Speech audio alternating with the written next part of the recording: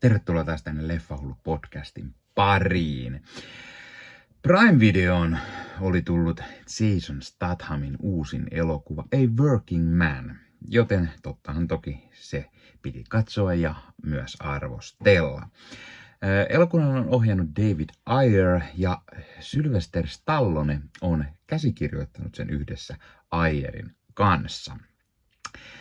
Viime vuoden Ayer-Statham-leffa Beekeeper oli varsin toimiva leffa, joten mielenkiinnolla odotin myös tätä, vaikka se ei nyt kauhean mairittelevia arvosteluja saanutkaan. Taas kerran täytyy mainita, että jos katsot YouTubesta, niin he pistä peukkuun, jos pidät tästä. Pistä kanava tilaukseen, muistutuskellosta päälle, liity Leffahullu-kanavan jäseneksi. Jäsenillä on tiedossa kaikkia mukavaa kesän aikana. No niin, eli A Working Man. Elokuva perustuu Chuck Dixonin kirjaan Levon Trade vuodelta 2014 ja Sylvester Stallone kiinnostui tästä kirjasta ja halusi alun perin tehdä siitä televisiosarjan, mutta se ei jostain syystä lähtenyt lentoon ja lopulta siitä tehtiin leffa. Elokuvan tarina on pääpiirteittäin, että armeijan erikoisjoukkoihin kuulunut Levon Cade yrittää elää tällaista tavallista elämää raksa-duunarina, kun hänen pomonsa tytär siapataan. Ja sitten tämän Levonin täytyy hyödyntää näitä vanhoja taitojaan pelastaakseen tämä. Ja siinä se oikeastaan tarina pähkinänkuoressa onkin.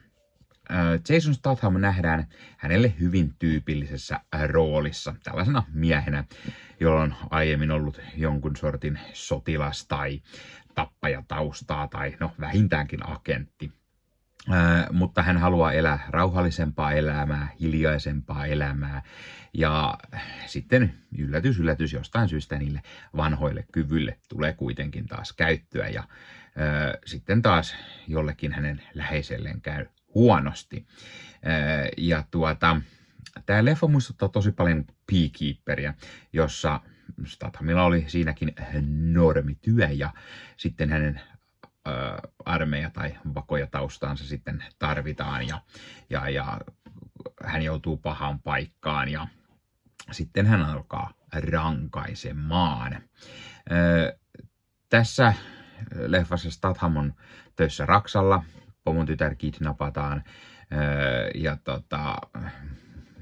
vähän semmoista samantyylistä muuten kuin Beekeeperissä ja kun tää sit lähtee jahtaamaan pahiksi etsimään sitä pomon tytärtä, niin tulee hyvin paljon semmoinen Taken-leffamainen niin kuin juoni tästä mieleen. Eli tämä kaapattu tytär ei ole hänen oma tyttärensä, mutta pomon tytär sen verran läheisissä väleissä pomon tyttären kanssa, että on kun olisi oma tytär. Toki tässä leffassa on myös tämän Stathamin hahmon tytär mukana menossa ja siitä tulee sitten vähän lisää twistiä mukaan. Ja tosiaan, kuten sanottu, sen takia paljon yhtäläisyyksiä Beekeeperin, sekin oli David Ayerin leffa. Taken leffojen lisäksi tästä tulee vähän mieleen myös John Wick-leffat muutamissa taistelukohtauksissa varsinkin, vaikka ei tämä leffa pääse kyllä kauhean lähellekään niitä. Sitten puhutaan vähän näyttelijöistä. Tosiaan Jason Statham, eli tekee hyvin Statham-maista roolia tässä. Yrmyseläinen armeija tai taustat oma vähän kovempi jätkä. Vähän häiritti siinä ehkä, että kamera pyörii aika paljon joissain taistelukohtauksissa, niin ihan ei saa niinku selvää niistä taisteluista ja olisi voinut olla niinku kunnon stunttiäijä siinä sitten, että ei yritetä joka hetken pistää sitä Stathamin omaa naamaa. Mukana myös Michael Peña. Peña on yleensä tosi hyvä, mutta tässä hän on melko kökkö. Hän on tämmönen muka itkustava isä, jonka tytär sitten kaapataan ja jotenkin se itku ja se ei vaikuttanut niinku todelliselta. Jotenkin Peña ei oikein siihen rooliin istu. Sitten nähdään David Harbour. Harbour on aina mukava nähdä. Tässä on tämmöinen veteraani, joka on menettänyt näkönsä jossain tehtävässä aikana ja sitten hän on tämän Stathamin hahmon kaveri ja yrittää vähän auttaa häntä ja antaa sitten pikkusen viisaita ohjeita siinä.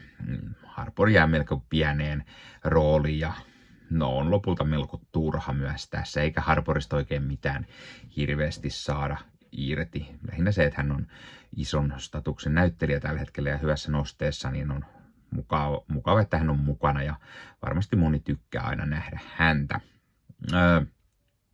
Tässä leffassa pahikset on vähän semmosia yliampuvia, liioteltuja, karikatyyrisiä, semmosia venäläismafiosotoja, prätkäjengiläisiä.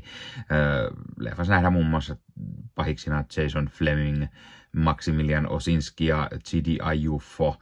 Ja ne vetää ihan ok, mutta todella ylikarikatyyrisesti näitä pahisrooleja. Vähän tämmöinen sarjakuva pahismaisia tai Bond-pahistyylisiä. Semmoinen oikein Roger Mooren ajan semmosia naurettaviakin, ehkä vielä komediallisempia versioita heistä. Tämä leffa on ihan tyypillisen ok Statham-mäiskettä. Jos oot nähnyt niitä tarpeeksi, niin ei tämä mitään uutta tuo sinänsä.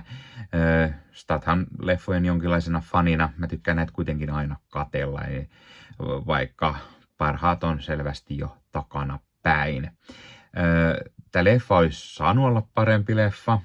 Tämä olisi saanut olla pikkusen tiiviimpi. Ja tämä on paikoin semmoinen pikkusen laahava ja ehkä itseään toistava. Kesto on vaan noin 2 tuntia, mutta kyllä tässä nyt ainakin varttia 20 minuuttia olisi voinut napsasta pois. Tästä tulee semmoinen, kun tämä Stathamin hahmo lähtee esimerkiksi jäljittämään tätä kadonnutta tapomon tytärtä, niin sitä pitkitetään vähän liian pitkään ja se ei oikein etene kauhean järkevällä tavalla niin kuin eteenpäin.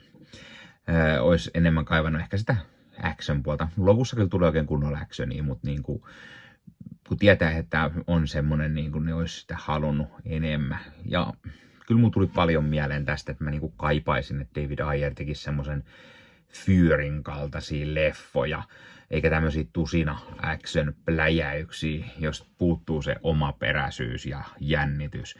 Ja tää leffa tuntuu siltä, että se on ehkä jopa hieman nopeasti kyhätty kasaan.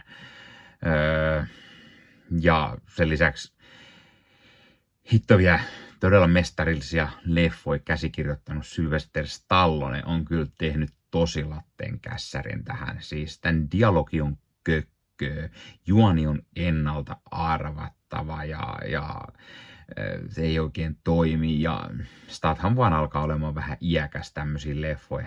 Hän on joku noin 58-vuotias, eli lähenee jo 60.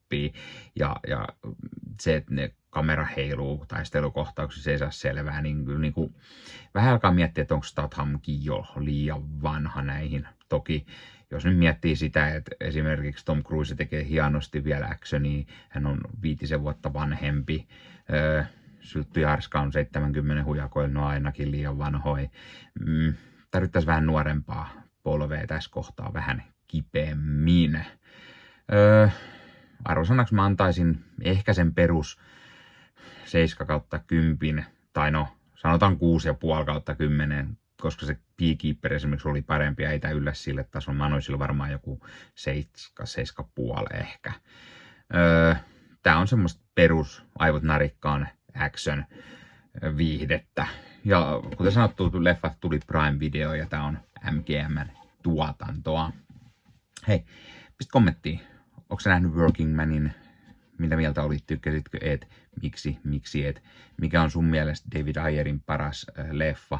Entä Jason Stathamin paras leffa tai roolisuoritus? Tai kiinnostaako sua katsoa Working Mania, jos et ole vielä sitä nähnyt? Lait kommenttiin. Ja hei, jos katsot YouTuben puolelta, niin pistä peukkuun, jos pistä kanavatilauksen, muista kellosta päälle, näet aina, koska tulee uusia videoita ja sen lisäksi ottaa kanava kasvamaan, eli kiitos kaikille, jotka olette kanavan tilanneet. YouTuben puolella siellä on jäsenyydet, superominaisuudet päälle, sieltä voi jäsenet tulla kanavan jäseniksi ja sieltä saa erikoismainintaa esimerkiksi tohon nimen, kun on kanavan jäsen ja sit saa erinäköisiä hyviä asioita. Näkee ennakkoonkin. Esimerkiksi tämänkin on nähnyt varmasti jo aikaisemmin, jos on kanavan jäsen, tämän videon sieltä ja muita videoita tulee. Esimerkiksi täällä on paljon täällä leffahuoneessa kaiken näköistä, mistä on tulossa lähiaikoina varmasti video, niin niitäkin näkee sitten ennakkoon, kun on kanavan jäsen. Joskus tulee jopa pelkästään jäsenille tarkoitettuja videoita. Ja sen lisäksi on kaikki korostettuja vastauksia ja tila ja tämmöisiä merkkejä ja muuta kaikki. Kyllä te tiedätte YouTube-juttut. 0,99 € kuussa tai 2,99 € kuussa, niillä saa erinäköisiä asioita, kun tilailee tai on kanavan jäsen. Ja niitä supertykkäyksiä, superkommentteja, kaikkea voi laittaa, niin siitä tulee muutamat kymmenet sentit sitten tähänkin suuntaan, eli kiitos kaikille, jotka olette niitä laittaneet. Ottakaa Leffahullu somekanavat haltuun, Instagrami, TikTokki, Facebook-sivusto, jäne. Meikäläinen tekee Marvel Podcast Suomea, Star Wars Podcastia ja sitten sen lisäksi meikäläinen kuuluu Leffamediaan, jos on yli 30 sisääntuottajia, jotka rakastavat leffoja ja sarjojen katsomista, niiden arvostelemista ja kaikkeen leffoja ja sarjoihin liittyvää. Sieltä löytyy leffa- ja sarja-aiheiset uutiset, huhut, trailerit, sieltä löytyy haastatteluja, kaikennäköistä leffa- ja sarja-aiheesta. No niin, tää oli Leffahullu podcast tällä kertaa. Ei muuta, ensi kertaa. Se on moro.